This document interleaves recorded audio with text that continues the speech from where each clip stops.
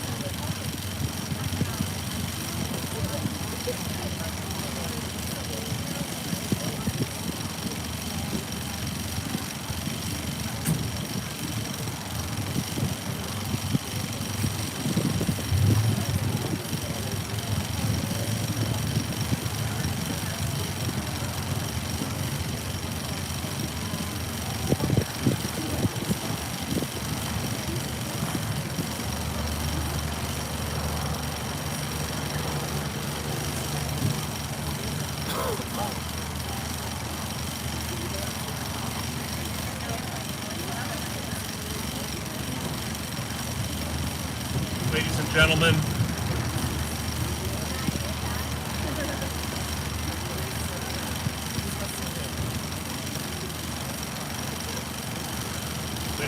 if you have a cell phone, please put it into silent mode at this time.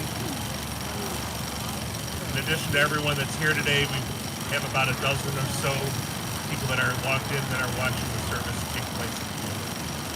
The service is being conducted by Rabbi Ari Hart and Rabbi Stephen Stark-Bowles.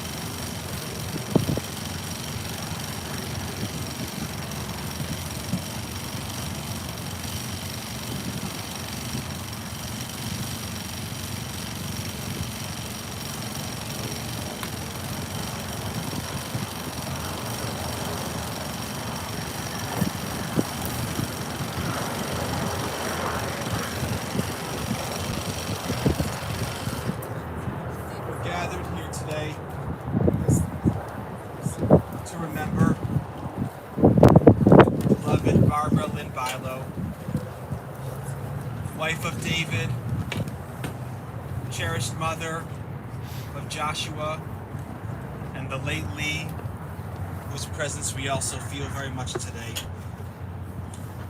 Loving grandmother of Jack, Annie, Taylor, and Sophie, and beloved sister of Judith and Iva. Born in Cincinnati to Bessie and Albert, Bela Lessa Bat Avi lived a life of beauty, a life of love, a life of giving and compassion. And before we continue today, I want to make special mention of some people who were very important, especially in the last phase of her life. Martha, Vivian, Johanna, and Vivi, amazing caregivers who also brought so much love and light to Barbara and the whole family. Today we'll remember, beginning with some words from Psalms, followed by reflections from Judy, and then Iva, and then Josh, and then a closing reflection and a prayer, and then Rabbi Lowenstein will guide us through the burial part of the service. We begin with Psalm 23. Mizmor leDavid, Adonai roi lo echsar, bino desha yarbitzeni al mei menuchot yinahaleni. Nafshi yeshovev yancheni b'maglei tzedek leman shemo, gam ki elech b'geit zamavet, lo yirara ki ata imadi. Shivtecha u'mishantecha hema yinachamuni, taroch lefanai shulchan neged tzorerai, dishanta b'shem roshi, kosi revaya.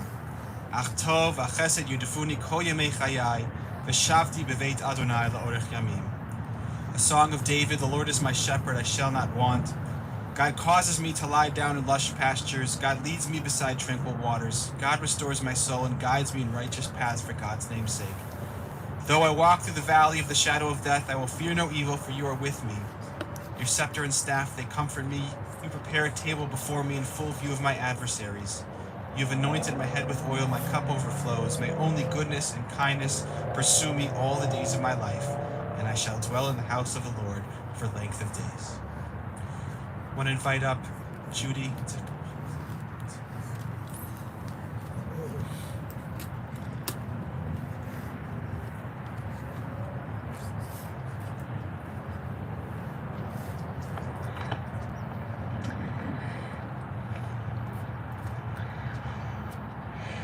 For those of you who did not know my sister till the end of her life, I would like to paint a more beautiful picture of her. For we were the Einhorn girls, 3 little girls with different color hair and way different personalities. The fairest among us was our sister Barbara. All superlatives applied to her. She was the most beautiful, the smartest, the kindest, and the sweetest. What a hard act she was to follow. We all lived in a crowded one-bedroom apartment on Estes Avenue. Poor Barbara had to share a bedroom with her little sisters. We definitely cramped her style. While Iva and I were still jumping on beds and playing games, the only privacy Barbara had was to be divided from us by her record player. We were not supposed to touch her things. Haha, I once borrowed one of her cashmere sweaters.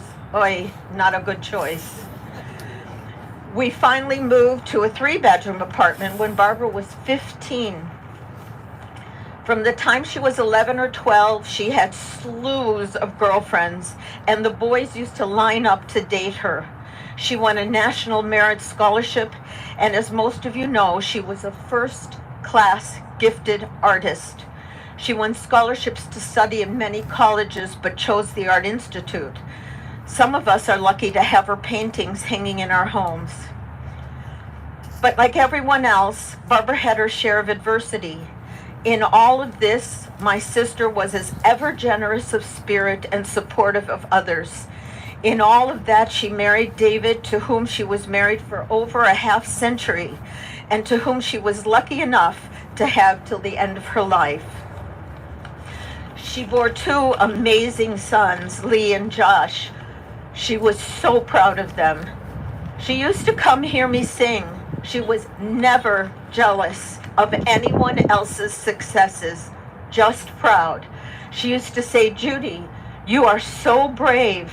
I would say, "No, Barbara, it is you who are brave to do so well through adversity." I will miss her and her lovely soul so much. I know religions have much to say about what happens after death, but I choose to believe that she is taking her beautiful paintbrushes in her beautiful hands and painting the heavens with the most vibrant, brilliant colors, and that she and Lee, free from all pain, are dancing and singing and laughing together.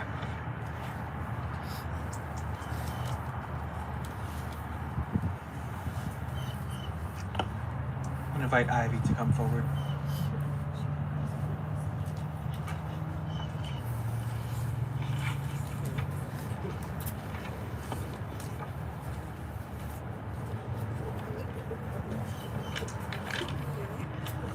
I'd like to take this opportunity to thank my sister with a special thank you note. You were 7 when I arrived, but your gentle loveliness was there, even before I could say your name. It gave me great comfort to see your beautiful black eyes and bright, shiny smile looking down at me. Thank you for giving me security. As I grew, I watched how graceful ambience embraced the environment of our home. Sometimes quietly and delicately, often laughingly, but most lovingly. You had so much to offer in a way that inspired me. Thank you for giving me courage. In my teenage years, I watched your artistic talent bloom. It was astoundingly picturesque with bright colors, serene scenes, portraiture that demonstrated the emotions of its characters, and the medium of watercolors whose pastels embrace the canvas and our souls. Thank you for sharing your passion with all of us. I will treasure your paintings throughout my life. Thank you for finding my Bashert Zelik at a Purim party and fixing me up with him. You were so intuitive to think that this relationship might work. It did, now for 51 years. I will always be grateful for the shidduch or matchmaking that your wisdom and love helped to shape our lives. Zelik and I have 3 wonderful children and 4 grandchildren. You allowed me to call on you when I stumbled through the pathways of parenthood and let me know that everything would be okay. Thank you for your reassurance and giving me hope. Thank you for sharing our love with each other, loving your family, and sharing our simchas with one another. Life was so full with you. You left a shining glow in my heart. I'm so proud to have been your sister. May your golden soul radiate the heavens. You are not only beautiful on the outside, but beautiful on the inside. Thank you, God, for giving you to me. I love you, Barbara.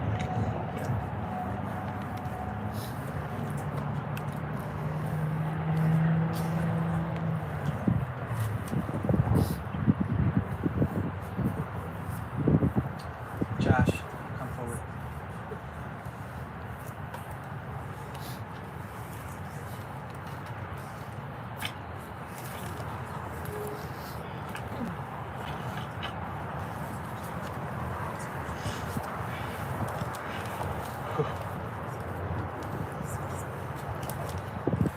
One more hour. Just stay for one more hour. My dad said to one of my oldest friends in the world while visiting my mother the night prior to her passing. That night, we were ready to just visit for a short period of time. However, my father, in his infinite wisdom, said, "Stay, Mom likes it when you just sit and talk." So that is exactly what we did. And it was one of the most beautiful, peaceful nights I've ever had. During our conversation of growing up together, we talked about Mom. We talked about my mom. I just talked about growing up in Skokie. Though my mom could not talk, she smiled a bit. At the point, I believe she knew everything that was going on and that it was going to be okay and she could let go.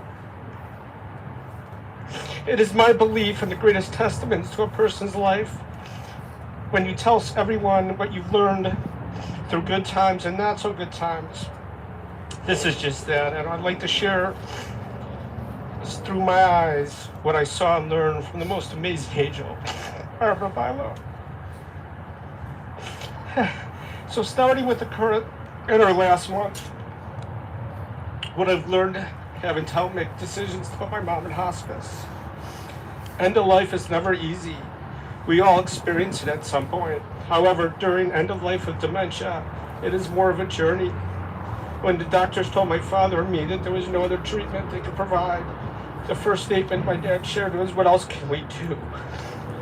So, doctors being doctors, they suggested ideas for treatment that would only last for a day or two, and they're not a quality of life sustaining. This is where hope tends to come in on both me and my father's part.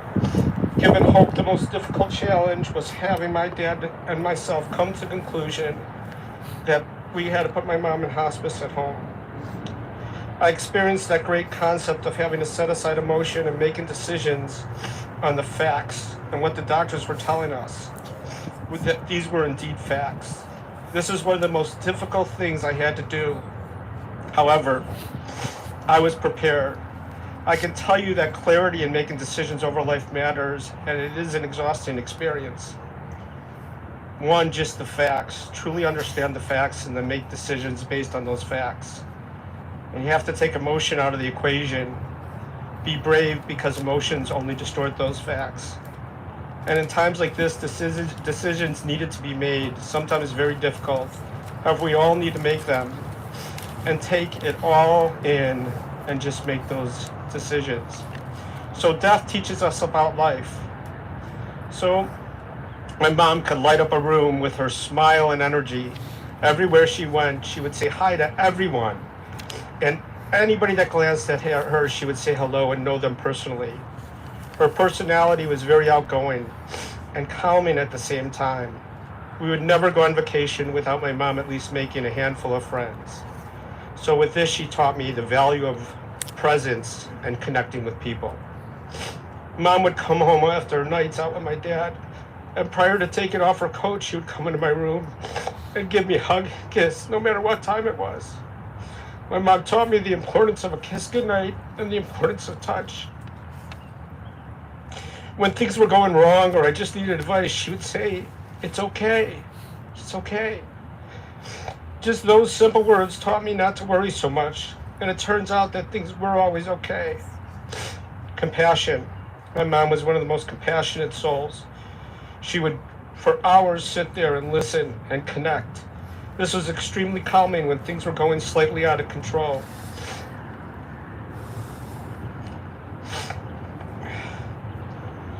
So one, I breathe compassion in my life, and through my mom's lessons, I've helped others through tough times when they needed just for me to listen. It was always a good time to dance with my mom. My mom loved dancing with my father. We would go dancing, and at all social events, they were twirling around on the dance floor. What I learned from this is a good dance session can always make you happy. My mom did have, and I'm going to say here, bipolar. And later on, she had dementia. Having bipolar throughout one's life is difficult. This taught me things a lot about life. One, unconditional love. Through all the ups and downs, my father always was there to support and visit and help my mother. Dedication. We should be dedicated to the ones we love, even if it may be tough times. Connect with people who are struggling with mental illness. Mental illness should never be a secret. People are always in need of help. If you're strong enough, you can tackle these things head on and just do it. My mom did just that. She didn't let major things get in her way. She just took them head on. And don't just trust one doctor. Go explore other options and opinions and find out facts. And with your loved ones, learn about illnesses and what's going on so you're better equipped to help in the process. I'll end this. My mother, Barbara Bilow, was a real life angel who helped me throughout life with amazing lessons and cared about people more than herself. And today is a sad day as we've lost the kind, caring, warm, intelligent, loving human being. Don't forget to take that 1 hour with someone, as it could be the most critical time in your life and theirs. I love you, Mom.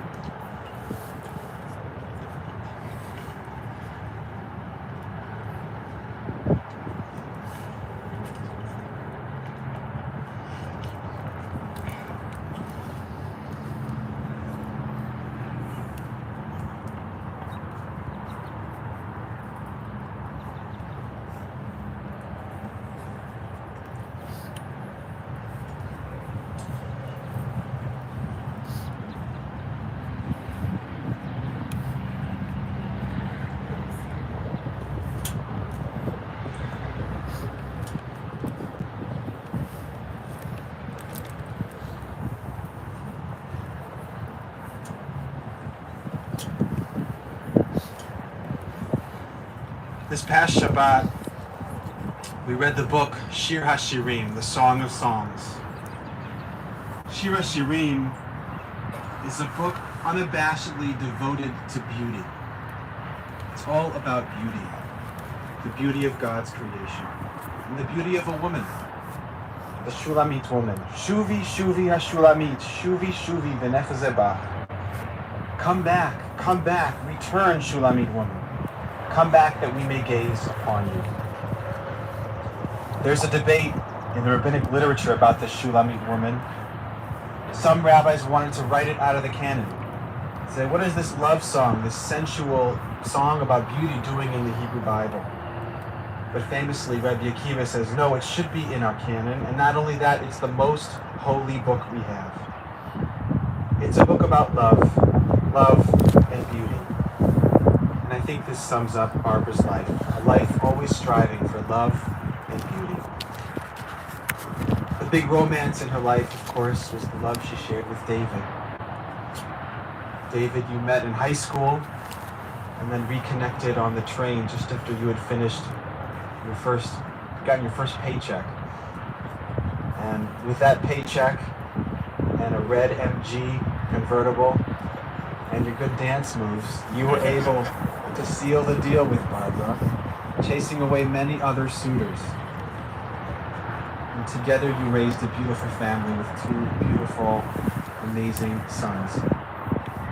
And through all the great moments and the great challenges, David, you and Barbara showed that true love is not just about romance and fancy cars and dancing. It's about responsibility and protection and care and staying by each other's side.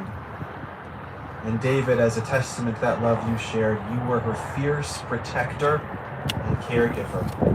Even when it was so difficult, you stayed by her loyal, protecting until the very, very end, the very last moments.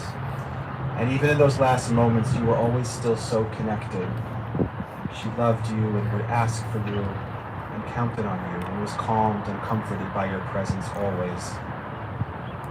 And David, even when she was not responsive and she was so changed, her smile was still able to make you feel so, so very good. A love to the end. As a mother, Barbara, a source of deep love and compassion and trust, forgiveness and devotion, while also giving space to let her sons find their own way. She modeled the life of being a mother, a career person, an artist, and of course she had to go through the heartbreak of a child's illness and loss, something which forever changed her. Shuvi, Shuvi, Ashulamit. Return, return, O Shulamit, that we may gaze upon you. Barbara also had a powerful gaze. As an artist, she used her gaze to create tremendous beauty. She saw things in the world and she was able to translate them to art on the canvas. Also with her inner eye, whether it was the broad impressionistic paintings or the finely detailed work she was able to accomplish. Her artistic talents, her gaze recognized by the UOC and Bradley and the Art Institute. But her gaze also extended out towards others. She saw things in other people. She was able to see the kindness and the good in other people. She was able to forgive the mischief of children. She was interested in each person she met and knowing about their lives. Just personally, I got to know Barbara the last 4 years or so of her life.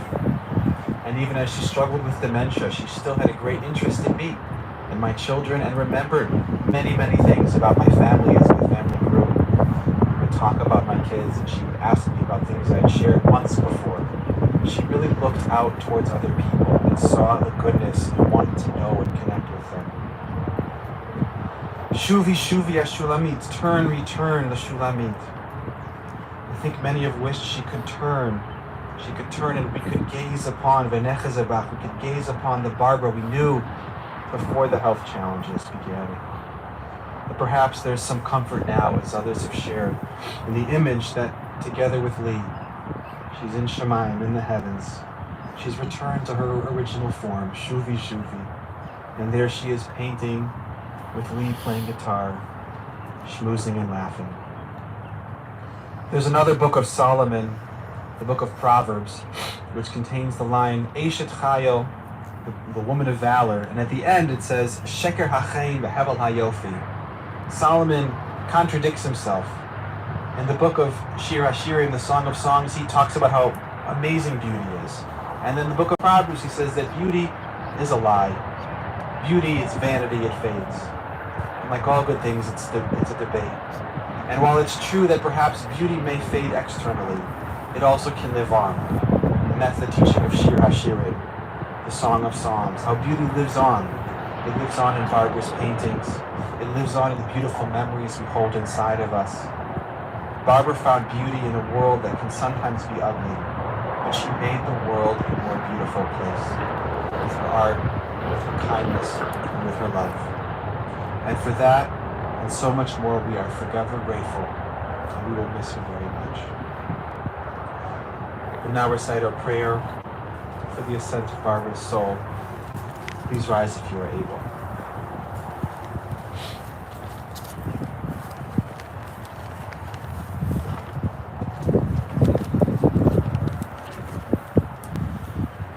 Le'ol malei rachamim, shochein b'amromim, amsei menucha nechona, al kanfei hashchina, במעלות קדושים וטהורים, כזוהר הרקיע מזהירים, את נשמת בילה לסבת אבי, שהלכה לעולמה, בעבור שאנחנו מתפללים בעד הזכרת נשמתה, בגן עדן תהא מנוחתה, לכן בעל הרחמים, יסתיריה בסתר כנפיו לעולמים, ויצרור וצורך חיים את נשמתה, אדוני הוא נחלתה, ותנוח בשלום על משכבה, ונאמר אמן.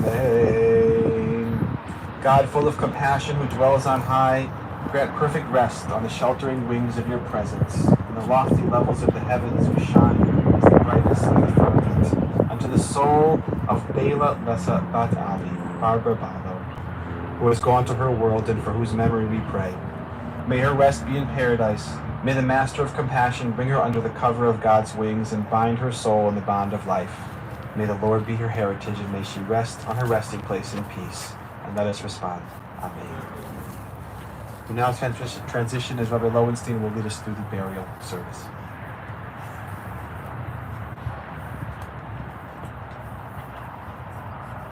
The dust returns to the earth, the spirit returns to God who gave it. It's only the house of the spirit which we place within the earth. The spirit itself can never die. Receive in love, O God, the soul of our departed. Grant her that everlasting peace which you have prepared for us in the world to come. Though no human eye has seen nor ears heard nor mind has grasped it, still it is our sure inheritance, our everlasting portion. O God, help us understand that grief and love go hand in hand, that the pain which loss inflicts is the measure of a love stronger than death. Though we cry in the anguish of our hearts, may we be like children who know that their parent is near, and who cling unafraid to the trusted hand. We heard such beautiful words about a sister, and a mom, and a wife, an aunt, a relative, a friend, someone who is filled with beauty, inner and outer beauty, each and every day of her life. She really was the most wonderful, amazing, beautiful soul who got the privilege of dying in her own home, a place she loved, knowing that she was loved until her very final breath. And in the end, that's really what's most important. And you as a family made that happen. And we are forever grateful.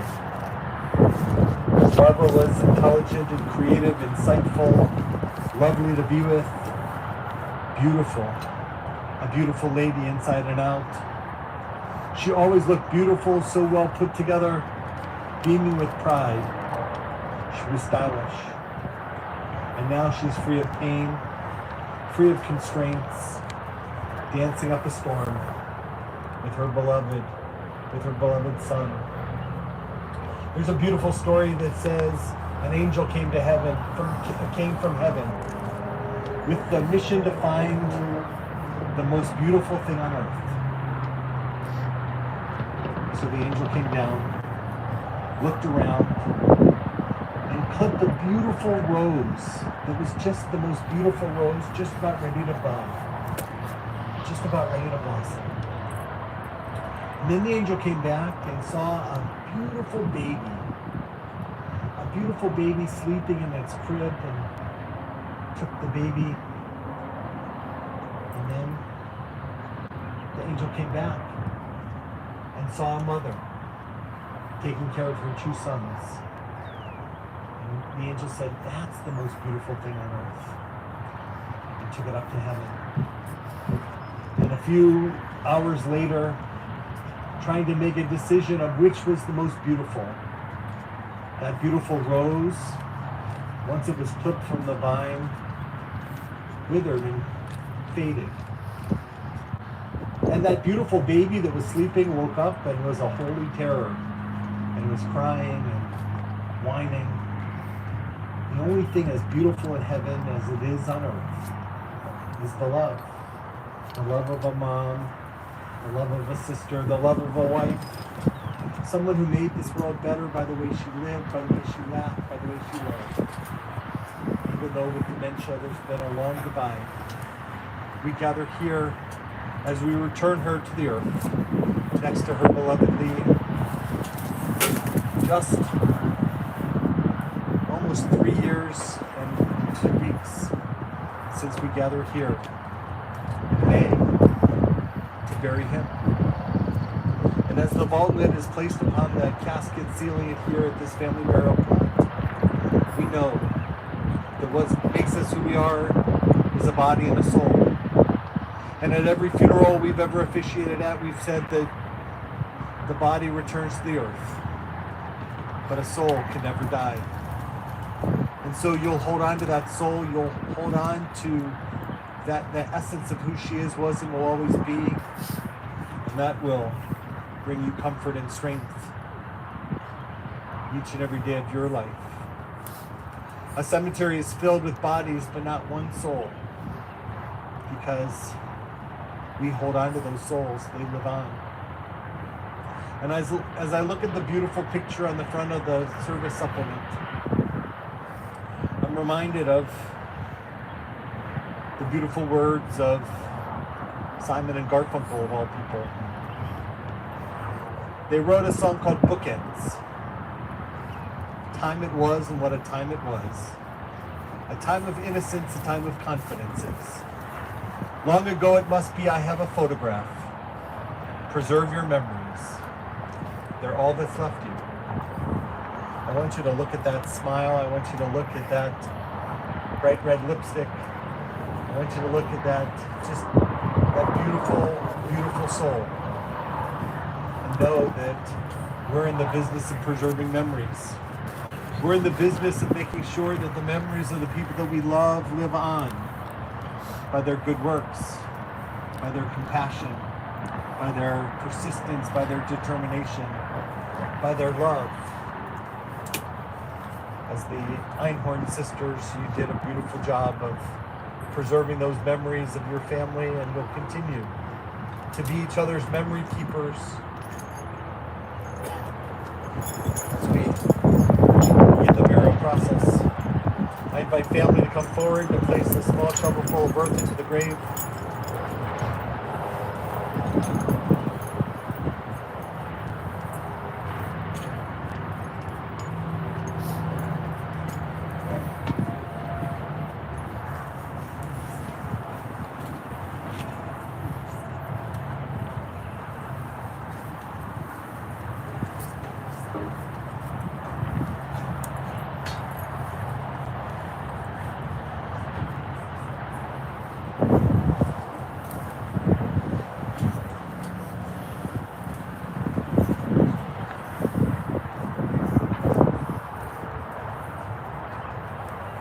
Please place the shovel full of earth into the grave.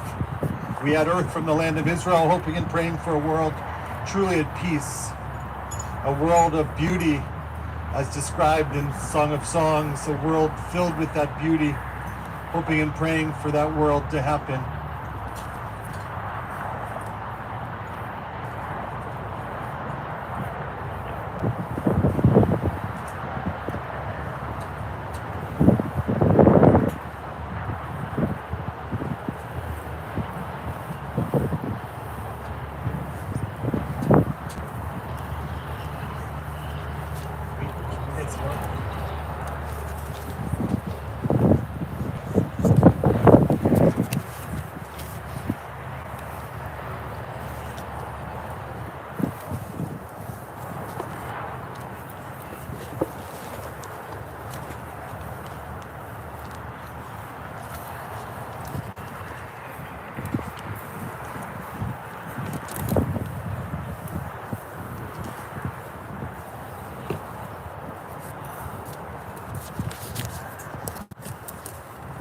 Friends, anyone who wants to perform this mitzvah may come forward to place shovelfuls of earth into the grave.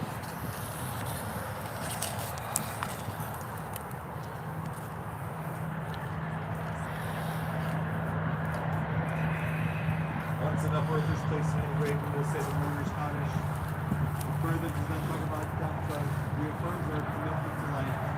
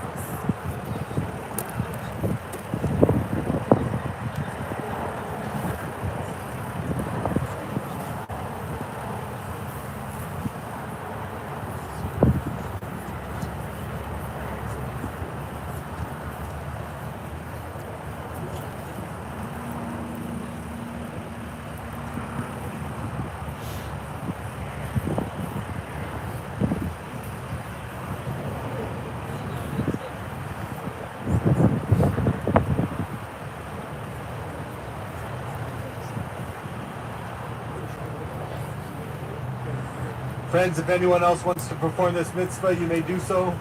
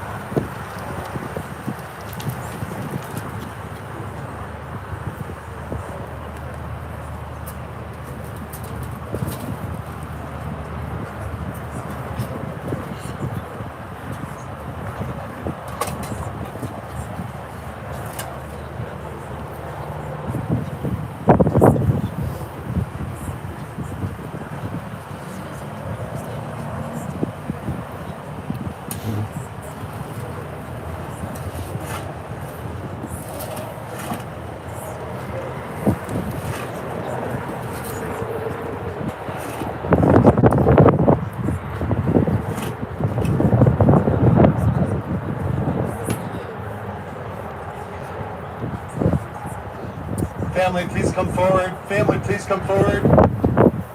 And so we say the Mortar's Kaddish together. The first level of earth has been placed upon the grave, covering it almost as a blanket. And we will say the Kaddish together. In her honor and in her memory, we say together. Yitkadal v'yitkadash shemei Rabbah. Be'almad divrach hirutei v'yamlich mafutei. V'chayichon v'yomeichon v'chayei kol beit Yisrael. V'agala b'zman karid v'imru amen. Yehei shmei Rabbah mevarach le'olam omei omaya. Yitbarach v'yishtabach v'yitfa'ar v'yitlaman v'yitnaseh. V'yithadar v'yithaleh v'yithalal shmei d'kudsha brichu. La'ela min kol birchata v'shirata, tushbachata v'nechamata, damiran v'alma v'imru amen. Yehei shlama rabba min shemaya, v'chayim aleinu v'al kol Yisrael, v'imru amen. Yaseh shalom b'romav, hu yaseh shalom, aleinu v'al kol Yisrael, v'imru amen. May the source of peace and peace to all who mourn and comfort all who are bereaved among us, and let us say, Amen. Yaseh shalom b'romav, hu yaseh shalom aleinu v'al kol Yisrael, v'imru amen. Yaseh shalom, Yaseh shalom, shalom aleinu v'al kol Yisrael. Yaseh shalom, Yaseh shalom, shalom aleinu v'al kol Yisrael. Go your way, for God has called you. Go your way. May God be with you. May righteousness go before you, and the glory of God receive you. Hamakom yenachem etchem v'tov shar aklei Tzion Yerushalayim. May God comfort you among all the mourners of Zion and Jerusalem. May she rest in peace. For those of you who are wearing Kriya ribbons, children, you wear it right over your heart. All other relatives, spouses, siblings, and parents wear it close to their heart. For our hearts that are torn, we perform this act of Kriya.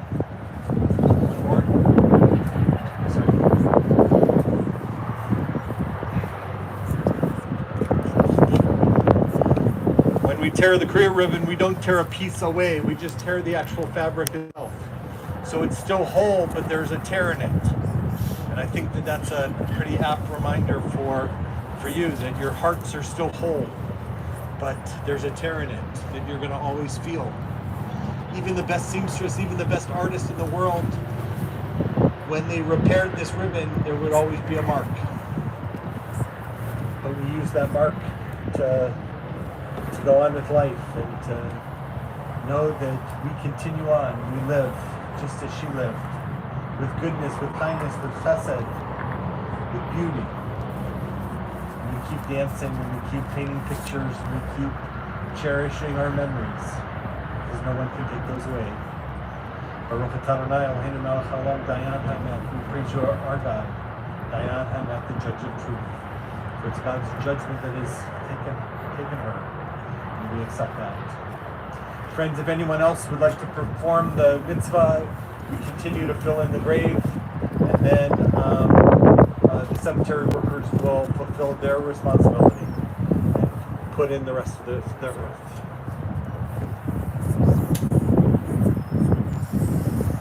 Ladies and gentlemen, there's a meal of condolence.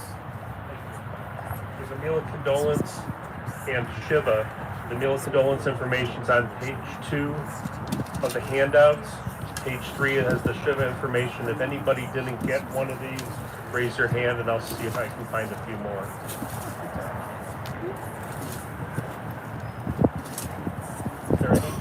Is there any husband and wife that might have received any of these? They don't need both?